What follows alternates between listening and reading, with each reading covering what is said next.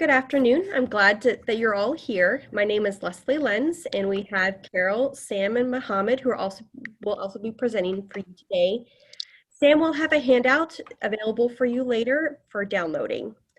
So I would like to welcome you to our webinar on Good Ethics is Good Business, an area that should be of interest to most accounting students. I would like to start the webinar with a quick poll.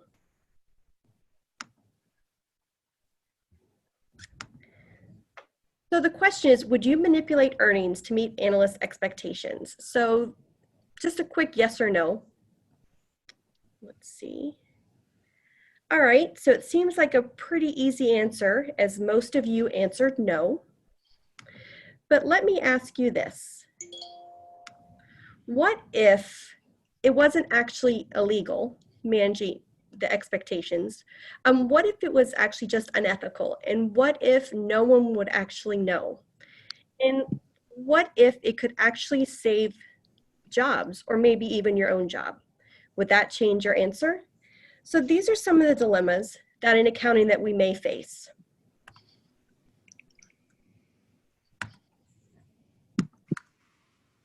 So I'm going to kick off the agenda today by discussing the fundamentals of integrity, objectivity, confidentiality, professional competence and behavior, and ethical accounting, why accountants need to be concerned with ethics. Then Mohammed will take over the ethical gray area. Sam will discuss some ethical scandals with us. And finally, Carol will end by discussing how to promote an ethical culture. So accounting professionals have responsibility to conduct themselves in an ethical manner. In an age of information, expectations for the accounting profession will continue to grow. Investors, the public, even banks, all need complete information to make decisions. The pressures for timely information, pressures to meet expectations, to conform to GAAP and IFRS rules, even when the areas may be gray. So the conceptual framework, those are the rules and standards set of the job of accounting. But the fundamental principles of ethics, that's how we perform the job. So the 5 principles of ethics are integrity, objectivity, professional competence and due care, confidentiality, and professional behavior. So integrity is a core fundamental principle, and it means being honest, not associating with false information or misleading by omission. So objectivity, this is the critical component of trust. It is making unbiased decisions and avoiding conflicts of interest or outside influence. An accountant must apply the rules objectively. So professional competence and due care. So professional competence defines how we present ourselves and our responsibility to keep up with new technology, best practices, and legislation. Practicing due care means not suggesting that you have certain skills or expertise that you do not have. And also any subordinates, making sure that you're not representing them incorrectly. So accountants are privy to a lot of confidential information.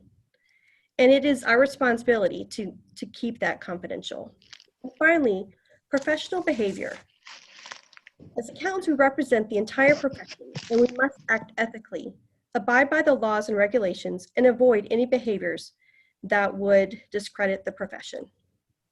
So why do accountants need to be concerned about ethics? So an excerpt from the Handbook of the International Code of Ethics for Professional Accountants says, a distinguishing mark of the accountancy profession is its acceptance of the responsibility to act in the public interest. A professional accountant's responsibility is not exclusively to satisfy the needs of an individual client or employing organization. So what this says is that we, as accountants, must strike a balance between the interest of the public and the interest of our company. But what prevents us from being our ethical selves? Is it loyalties? Loyalties to our peers, to our managers, to our company, possibly job security, or just discomfort for not raising an issue maybe that possibly no one else has raised? So we can't really discuss ethics in accounting without just a brief discussion of fraud, the costs, and just an overview of the fraud triangle. So what are the costs of fraud to an organization? Could it be financial loss? loss of external confidence in our investors, in banks, in analysts, or increased audit costs because maybe we're not as trustworthy as we used to be, or company morale. And finally, the fraud triangle itself. There are three things that need to exist for fraud to happen: incentives or pressures, rationalization. Is it possible that a person can tell themselves that what they're doing is not wrong, or that it can be justified, or maybe it's not hurting anyone? And finally, incentives. Maybe there's financial troubles at home, an illness, or a job loss. Other areas to be concerned about in ethics are not quite as obvious as fraud. Maybe they're a little bit more gray, and I'm going to let Mohammed go ahead and discuss that with you. My name is Mohammed. I'm going to talk a little bit about dealing with the gray area.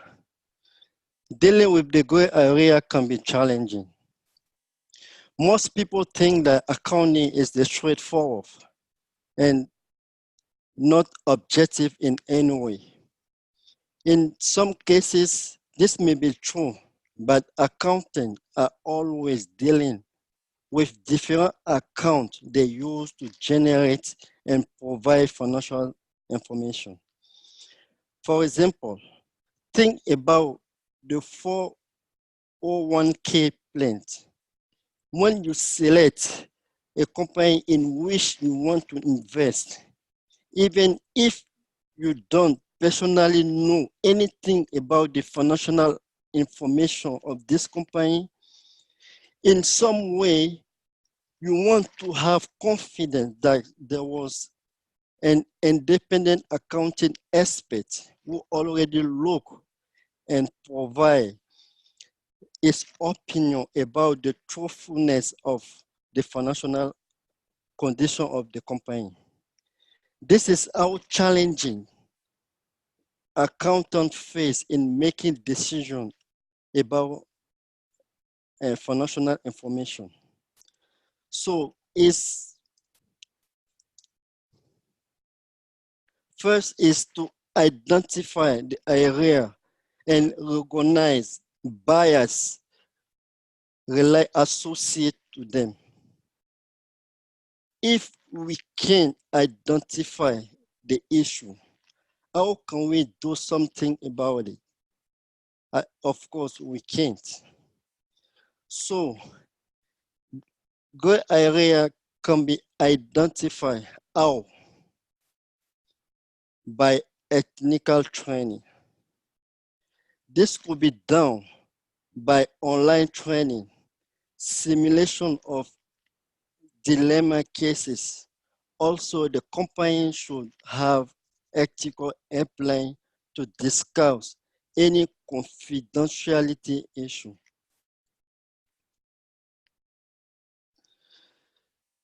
US GAAP and FASB both allow the proper use of estimate and judgment. The US GAAP is the rule basis and the FASB is the principal basis.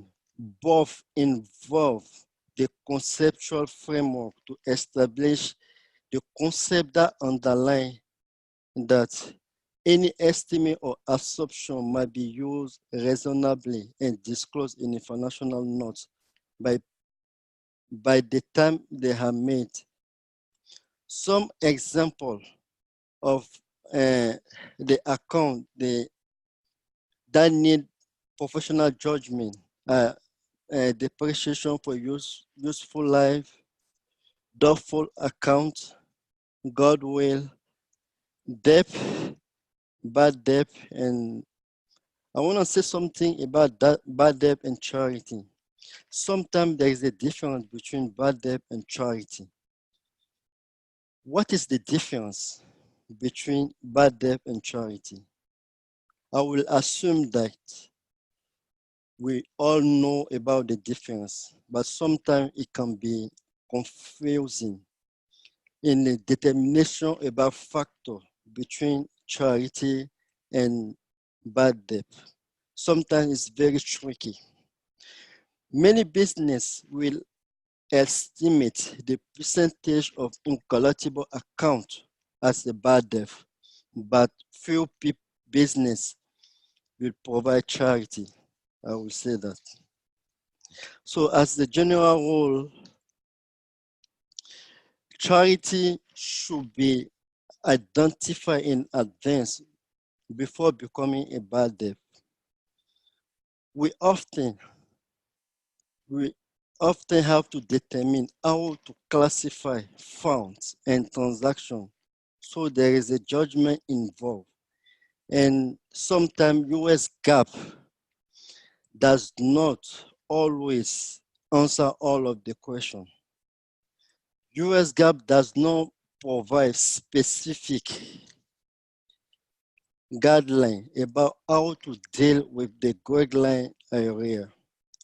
Some principles made by US GAAP can be misstated in accounting record. For example, the materiality principle. If an asset is understated by $10, will this statement affect enough of decision making? Yes, this is an example of the gray area in accounting standard that require professional judgment. I will pass over to Mr. Sam. Thank you, Mohammed. I'm Sam Waddell, and I really like what Mohammed was saying about judgment, because what I'm going to talk about is when judgment sort of takes a turn to the dark side a little bit. And the first example I want to talk about is AIG Mortgage. AIG Mortgage, back before the financial crisis in 2009 or 2008, I'm sorry, what they did was engage in something called credit default swaps, which essentially is just mortgage insurance. And they sold a lot of that product, which carries with it substantial risk. And they did not hedge that risk in any way, which should have happened. Most companies that sold it did. And by not hedging that risk, they, one, subjected themselves to substantial risk, and they subjected their investors to substantial risk. When then the subprime mortgage collapsed, they found themselves losing a tremendous amount of money, somewhere around $50 billion worth, as a matter of fact. Through that financial maneuvering, they caused a lot of damage. Fannie and Freddie Mac would be another example. They did something that resulted in a similar problem, only what they did was something called subprime securitizations. And subprime securitizations, in a nutshell, is when you package a bunch of loans together. And they packaged a bunch of subprime or high-risk loans together with not enough, essentially, good loans. And then they sold these packages as investments with what looked to be higher yields, attractive to investors. So those investors bought in, basically trusting the high credit ratings that were given to them. And when those housing markets, when those mortgages collapsed again, they were left losing an absolute ton of money once more. And the commonalities between the two is that the risks were hidden, essentially, from the investors. It was legal, but it was absolutely not ethical. Now, continuing and looking at Lehman Brothers,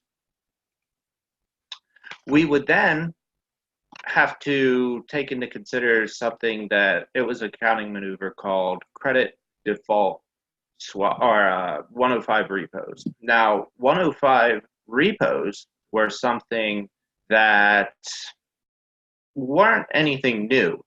They were based on repurchase agreements of securities. But what they did ultimately was hide debt on the balance sheet. So by hiding debt on the balance sheet, they actually made their situation, their financial situation, look much better than it actually was. And they also made their liabilities look much less than they actually were. So as a result, credit agencies made them appear to have a much lower risk and a higher credit rating than they actually did. This once more got investors to trust and put a lot of money into these investments. And then when the market inevitably tanked, the investments lost them all of their money. What we see then is a cycle develop through this unethical accounting. By not reporting the messages and by causing this sort of inflated appearance, they essentially put themselves in a situation where they were dependent on the puffery, the numbers being inflated. And analysts adjusted their stocks accordingly, investors invested accordingly, the stocks went up, and then they had to continue with their unethical accounting maneuvers. And so you see the vicious cycle continue. I guess unethical accounting begetting unethical accounting, and thus the cycle continues. So as a response to that, the government had to intervene, and it had to put into check some of these practices because of the damage done by the 2008 collapse, and to discuss the damage and the, well, more subsequent recovery done by that. I'm going to go ahead and turn it over to Carol.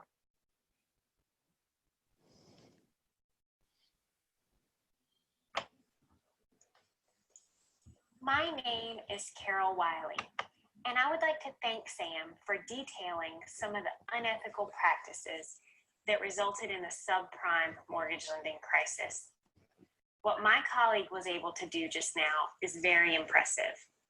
Professor Waddell took an exceedingly complex and multifaceted situation and explained it in such a way that the unefficacies appear obvious.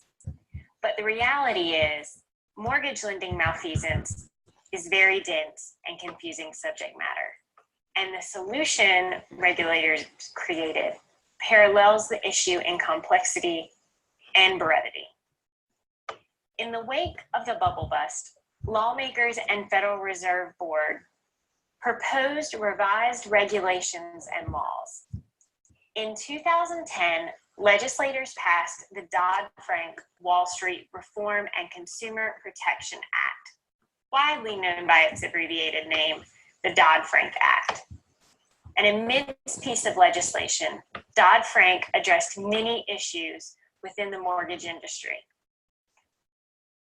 Pertinent to our discussion, Dodd-Frank changed the regulatory landscape for accountants, auditors, and accounting firms by protecting whistleblowers who voluntarily provide the SEC with original information about the violation. Expanding and enhancing whistleblower programs existing already under Sarbanes-Oxley. Dodd-Frank has led to enhanced ethical awareness in corporations, many of which now have dedicated compliance officers, ethics hotlines, and even their own whistleblowing guidelines.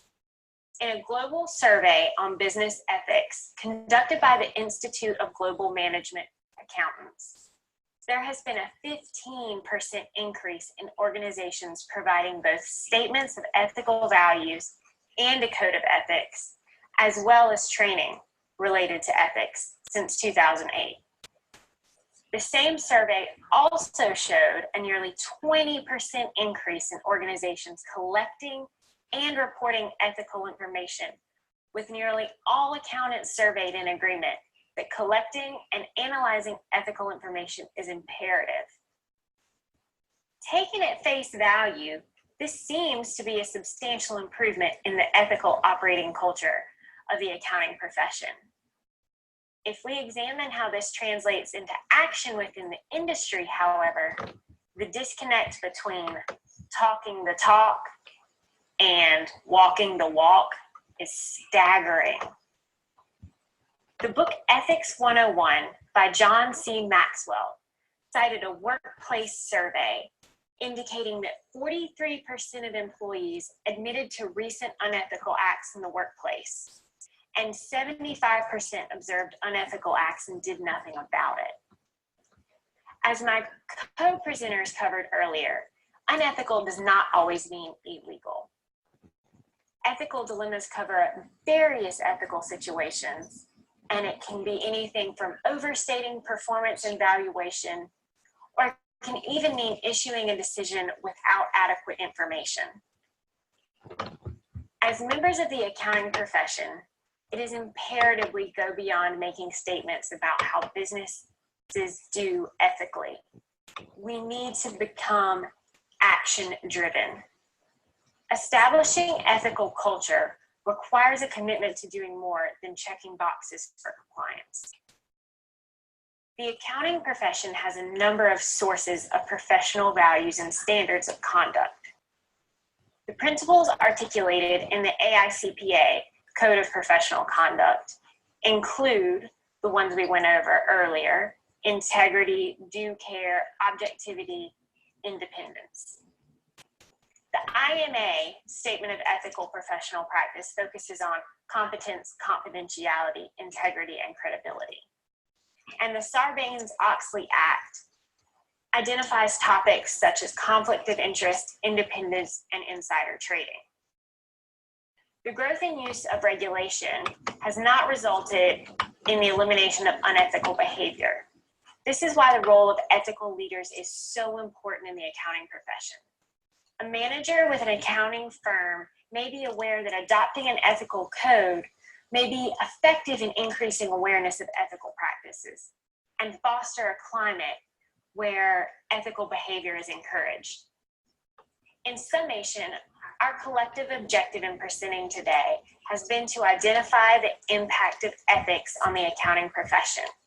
At the core of ethical accounting behavior is the idea that professionals, we must remain objective, considering potential conflicts of interest and identifying internal and external factors that would impact our decisions while remaining constantly prepared to analyze gray areas and react in a professional way that complies with laws and regulations. Failure to do so could result in catastrophic global financial consequences, as was the case with the credit default swaps and subprime mortgage securities that resulted in the housing crisis a decade ago. As ethical accountants, we must act in a way that reinforces and maintains high standards of conduct, basing our judgment on facts. It has been a pleasure to present today on a topic which I am so passionate about. On behalf of myself and my colleagues, thank you for your attention. Before we take questions, I'd like to direct your attention to the screen. Should you have any questions after today, we have provided our direct contact information. Please reach out to us.